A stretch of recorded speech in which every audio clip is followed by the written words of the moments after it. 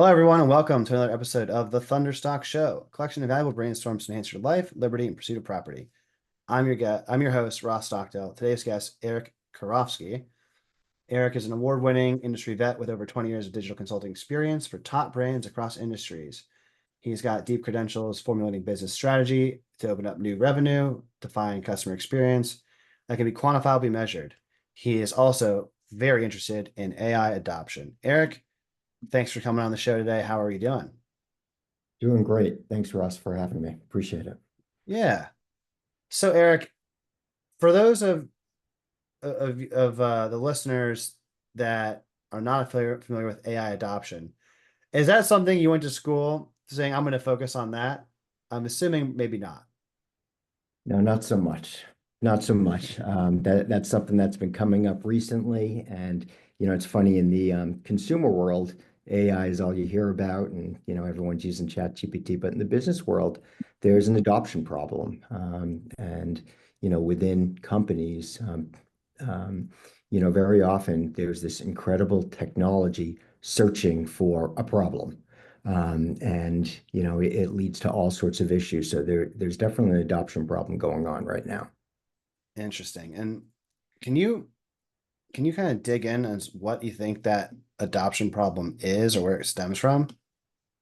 Yeah, so there's, again, there's just this incredible technology, and it really is just transformational. But a lot of the issues that seem to come up is just a misalignment with actual business needs. Again, a technology searching for or a solution searching for a problem.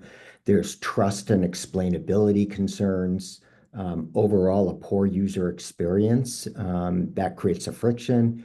And, in general, just an organizational resistance to change for both personal reasons, professional reasons.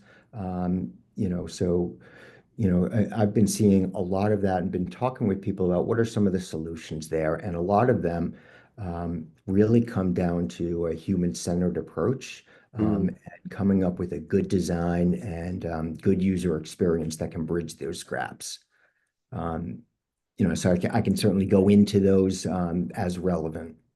Yeah, I think a helpful question to start is, what did you go to school for? Like what was your thesis when you before you entered the professional marketplace? Yeah, so I went to school. I was a double major in business and studio art. And at Hmm. the time, that was a pretty bizarre combination.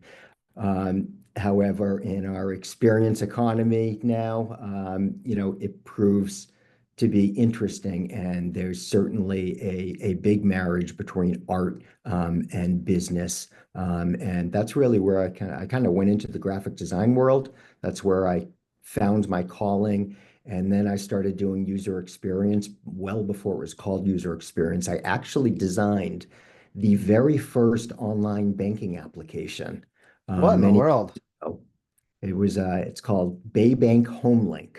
And Baybank, if you're from the New England area, is people will remember that name, but eventually it became Fleet, then Bank Boston, and then Bank of America. So the Bank of Wow. America application, at one point in time, was something that I designed. Many, Wow. many iterations ago, though. Yeah. Interesting. And it would just stem from the idea of intersecting, how does sort of that creative outlet of that art, apply to the real world, really?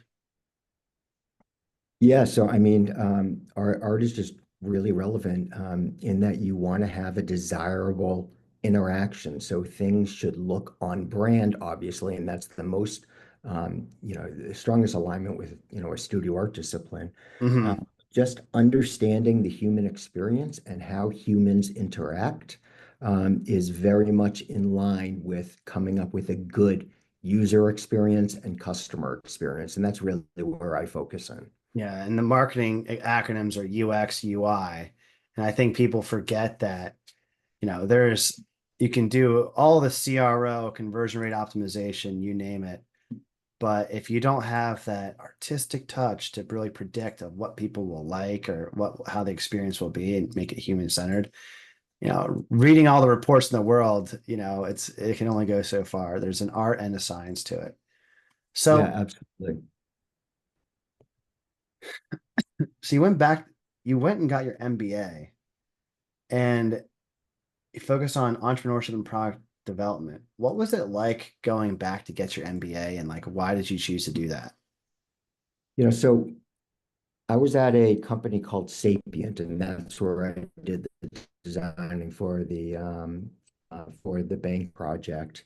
And Sapient was just an incredible company to be a part of, and learned a tremendous amount. And they were really the first company. They were systems integrator. It's now Sapient Publicis. But they were one of the first companies to figure out how do you make money from the web, Mm, and how can they really drive a business value from online when for the most part it was just marketing sites originally. yeah, And really. Wasn't it just ad revenue in the beginning?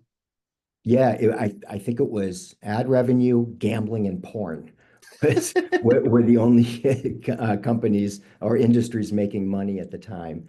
Um, and Sapient really helped figure out how can companies make money. And throughout all my time there, I would interact with these business leads who were coming up with these ideas and strategies, and I could follow them. I understood what they were getting at, but I didn't think that I could really design them. And that's what really pushed me to go back in and get an MBA, where I focused in entrepreneurship. So, what are some of the key milestones after getting your MBA and focusing on entrepreneurship that you would attribute to, how you got to where you're at today? Yeah, so after that, I went to a variety of large agencies and consultancies and worked on just some incredible projects. So I led the digital projects for companies like Royal Caribbean, Michelin, Reebok, Fidelity, and others. And they were just really incredible projects that I'm proud to be a part of. So for Royal Caribbean, I led the pre-cruise planner project. So they have a dedicated group of people who are committed to going on a cruise. There was no interaction for them. So I Hmm. created that interaction for them of where it was drag and drop your experiences. It increased revenue and increased the customer experience. And then from there, went and led user experience at the Broad Institute of MIT and Harvard. And for those that don't know it, again, an incredible place. So they're the top tier scientific institute that's studying the cause of disease. So they're investigating DNA, RNA, proteins, and other cellular structures. And there's about 3,000 MDs and MD PhDs in Kendall Square, Cambridge, Massachusetts. And they have wet labs and dry labs, and the dry labs are all computational biologists. And to do their work, they need very sophisticated programs and applications and cloud resources. So I led a team Mm. that helped to design those interactions for them so they could go ahead and do their work. And again, just a privilege to be a part of that company. Wow. What a what a ride. Um, It's been fun. I've been very lucky to be a part of some great places. and what are some of the key takeaways you've learned from working with these profoundly, influential and some, really large brands now that you're, you know, in the entrepreneurial space? How does that translate working with these institutions and mega brands? Yeah, so I mean, I think on the when I was working with those big brands, it was really focused on how does their brand come through in an experience. So Mhm. how do you create a brand aligned experience that drives revenue? Um, and that in order to do that it involves a good amount of research to make sure that you understand certainly the brand, but understand what are the customer needs. So I led Mm. a lot of qualitative and then quantitative projects to understand what do the users want, what do they need, what are their desires, and then went ahead and created experiences that met those needs. So you can't always ask them, what do you want? They don't Right. necessarily know. Right. But they can talk about their challenges. And, if you really try and understand those problems that they're trying to solve, you can come up with some solutions that really meet those needs. So, Huh. that was the big thing that I learned in those brand aligned worlds. At the Broad, it was, really helping these tremendously dedicated, brilliant people conduct research and try and remove as many obstacles as possible for them to do that. And, these people were working on just massive, massive data sets. And the ability to interact with those data sets in an efficient way, both time as well as money, um, made all of the difference for them to both get their grants as well as then solve the whatever they were trying to solve. Yeah, data is only in so valuable as it's only valuable insofar as you can access it and use it and interact with it. You know, if everything was just a CSV, you'd have a lot more frustrated scientists and people in the industry. Yeah, absolutely. Absolutely. And one of the things that was also interesting at the Broad is there's so many different types of people that are contributing.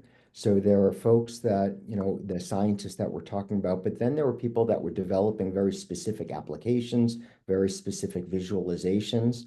Mhm. And there were just a tremendous amount of pieces of the puzzle that it was up to us to help figure out how do all of those different players participate and work together and achieve an ultimate outcome that the scientist was trying to figure out. So now you're in entrepreneurship, right? You're doing your own thing, Vector HX.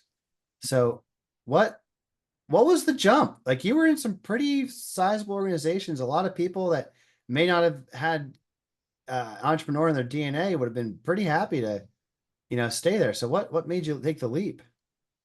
So there were a few factors. So one is I always wanted to have my own business. Hmm. At the Broad, I was able to develop some really good relationships with both scientists as well as some different organizations. So one of the scientists went to leave the Broad and take a job as the head of AI at one of the large pharmas. Mm. Um, and he had been encouraging me to go ahead and take that leap, and we'd be able to work together. At the same time, I was doing some work with the National Institute of Health, and they had a need for someone to lead one of their customer experience programs, and I would be able to do that as part of this new venture. So, based on those two potential accounts at the time, I decided to take the leap, and it's been a blast. I've been very lucky, been able to work with some great people there, and I'm still doing a lot of work at that pharma. In fact, I'm in their office right now, been able to do a lot of work at the pharma, and the work with the NIH has been, profoundly moving. And it's been great to be a part of it. We'll see what happens in the future. There's a lot of change, a lot of people nervous about the programs, but so far so good. So how long have you been doing, how long ago was that? And how long have you been in your entrepreneurial journey? 2.5 years. Okay. Yeah. Since And in that time, I'm sure AI has had a pretty substantial growth. Obviously, AI has been growing exponentially in its prominence, and it's like a buzzword that you hear all the time now. But how does that impact your entrepreneurial journey, would you say? it's a big part of my job. I think a lot about AI and AI enablement. And so I'm working with different teams to, really help increase adoption. So Mm. the way that we're doing that is, we start with deep user research, understand the real problems that we're solving, and really just not what's technically possible, but focusing again on what are those problems. Um, Creating transparent interfaces that help users understand the AI capabilities without overwhelming them. Mm. So for instance, AI should clearly state where it got the information from and what's its confidence level in Yeah. responses. That builds trust. Yeah. I mean, going back to the days in school, right? When you're writing a paper, you can't just do a research paper and not cite your sources. Exactly. So why are we asking AI to do the same thing? Yeah, exactly. And even the big AI players out there, I interact with ChatGPT and Claude, are Hmm. probably two of my go-tos. And sometimes I'll ask them a question and and I'll say, give me a statistic, and they'll give me a statistic, and I say, please cite the source, and they say, actually, that was something that we made up. It's just so there's no clear delineation, even in the biggest players in the field, on, what is fact versus what is something that they're deriving. That's so, you're basically calling out the hallucinations, so to speak. Exactly, exactly. And people need to know, in a very visible way what those are. So, for me as a consumer, that's one issue. But for me as somebody who's working with a pharmaceutical company, where there are lives at stake and, Mm. obviously revenue and brand reputation at stake, um, you need to be pretty clear of where the AI is getting that information from if we're going to rely on it. Right. Yeah, you can't just listen to everybody. That's the nature of the job there. Exactly. So, what are some of the AI tools that you find are either disruptors or negative? Um, making the barrier to entry to put out content or studies or research, or even to manipulate UX, that are just kind of out there that people are maybe have the wrong idea about or misadopting. Can you ask that question again? Yeah, so like what are some of the AI tools out there that you're finding that are potentially, maybe being problematic or people are using with the spirit of, oh, this will solve all my problems. Like, are there are people, relying on ChatGPT as a handicap? Is that something that you're seeing or? Yeah, it is, and I think they do, and even I'm guilty of it. It makes things easy, and very often it's right, and it almost always sounds good, but so it's easy to use it as a crutch. One of the things that I'm obviously in the UX field, so I play with a lot with the UX tools that are out there, Hmm. uh, where you can just type in a sentence and it will create a whole interface for you, and they're interesting. And I think in a year, they're going to be amazing. Maybe 2 years, they're going to be amazing. Yeah. Right now, they create something that looks elegant, but really doesn't solve any problem and is very, very generic. Uh, Mm. but you can see that at some point they'll be there.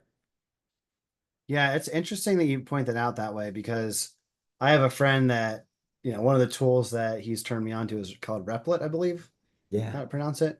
And my buddy is not at all a programmer, never learned code before, but between Replit, Claude, ChatGPT, in about 20 hours, created a custom like SaaS product for his wife's business.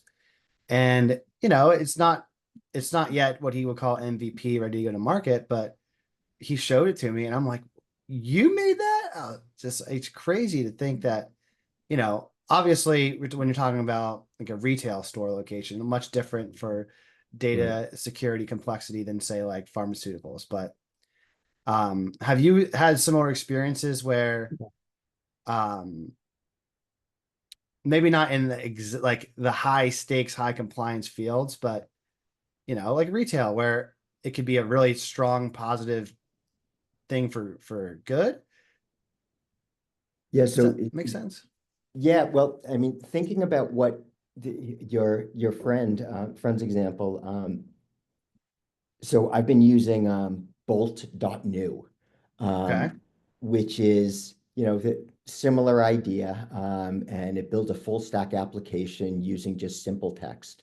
And I built out in my spare time, I have a wood shop, and um, make all sorts of different things. I recently bought a lathe, and you can make something called segmented bowls, which are basically just different segments that you put together and they form a ring. You stack those rings together and they turn into a bowl that you can then smooth out on the lathe.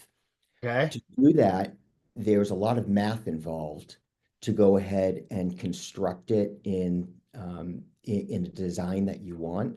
So using bolt.new, I created this crazy application, and it works and it's sophisticated. And at some point, I'm going to find the time to put it out on the web and maybe see how usable it is for others to use it. But it's a legit application, and I did it purely with just using sentences, common sense sentences.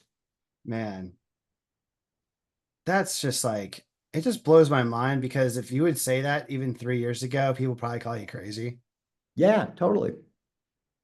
So is Yeah, that part of the pretty fun of amazing. what you do with entrepreneurship where it's like so rapidly evolving and it's never the same day? Like, is that part of the allure that you have Yeah, for it?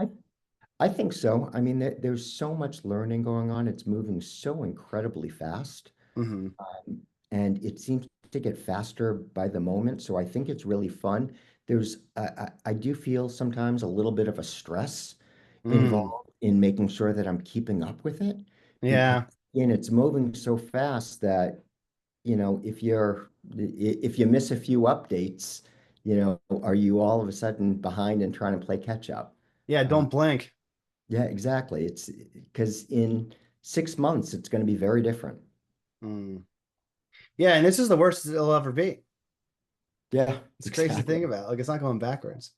So Exactly.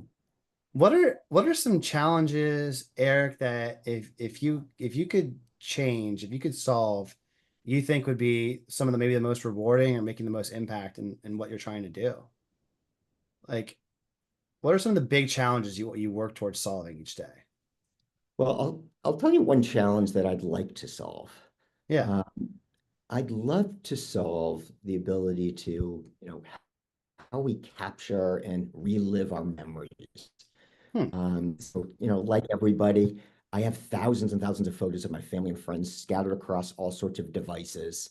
Yeah. They're on multiple different clouds and also on Dropbox and everything. And, there's a frustrating amount of duplicates, and all important moments that are buried where I can't find them, especially when I want to share them. I would love to find a good solution that would be able to transform all of my connections into these memories. So, a quick example, when my kids ask about their grandparents, I Hmm. want to be able to instantly bring those moments back to life and, on whatever device is most accessible at that moment. But I always find that it just takes forever. I mean, and Apple does a great job of things, but it still takes a long time to find what I want to find. Um, I wish I could solve that. That would That's such make an a interesting big, big change. human-centric problem. Yeah, exactly. Absolutely. Huh. What do you think that particular solution is um how do I say? Like how far out do you think that is to solve? If you had to just guess, right? Pure speculation. I would bet if it was something that was really important to Apple, um, they could solve it pretty quickly. I just don't know where it ranks. Uh, Mm, I mean, I'm an Apple devotee, so everything works together and streamlined together, but I still look at my photos and on my phone, it only goes back like 5 years, but I've got, I don't know, 20 years of photos. And all of my photos, they're mixed in with pictures of whiteboards and receipts, and I don't want to see all of that stuff when I'm trying to search for a picture of when my oldest son was 3 years old. Right. Yeah. Oh my gosh. You know, I hope that they bump it up in the priority queue after hearing the framing of that, because boy, what a different world that would be if we could all just access the good memories. Like I don't know. I just think that's a pretty noble answer. I would love it. Like, I mean, I'm, on the range of people that are more technical to less technical. I'm certainly on the more technical Hmm. side. Again, I have all Apple products. I still don't know how to get these pictures on my TV where they're all synced up together, where my wife and I can just watch a home movie quickly, a random home movie quickly. It takes some real thought to figure out how to do that, as opposed to I could just click the Netflix button and start watching a movie. Yeah, it's so much easier to I'd love to do consume that. content than it is to consume your own UGC, user generated content. Exactly, exactly. And I would love to be able to do that. I think that would make a some fun nights. Yeah. Well, in terms of, you know, another big picture question, if you could have a conversation with your 8-year-old self and your 80-year-old self, Mhm. how would that go? What would you say to each of them? And what would you ask them? So for my 8-year-old self, I'd say go full into coding. I was really interested in it, but sports always seemed to win out for one reason or another. Um, and at the time, working in the computer field wasn't quite as alluring as it might be today. Um, and I think I would have been a really good front end developer. Hmm. Um, with that said, with AI, perhaps I dodged a bullet. Yeah. I think that's front end AI is going to have a challenge, or front end designers are going to start having a challenge, and they're going to need to pivot. Um, but but I would have loved to have done more coding. Um, for my 80-year-old self, just thinking about kind of what I was just talking about a moment ago, but what are the memories that bring me the most joy? I'd love to be able to say, take more pictures, take more videos, maybe start a journal, um, things along those lines. Just soak it in the moment and try and capture the good times. That's a really good. Exactly. It's a way to enhance your own UX UI for your life. Exactly. Exactly. Very cool. Well, the last question I have for you, Eric, is not that deep. Where can people get a hold of you and learn more to connect? Yeah, so appreciate the question. So, my site is vectorhx.com, standing for Vector Human Experience. So vectorhx.com, you can find information. Obviously, also on LinkedIn, and other social areas, but probably LinkedIn is probably the most accessible way. Excellent. Well, everyone listening, that's it for today's conversation. It was a fun and thoughtful one for me. I hope that it brought you value. And if it did, my only ask is that you share it with a friend, as I don't run ads in the show. I don't plan to. Until next time, please be well. Eric, thank you so much. Ross, thank you. This was fun. Awesome.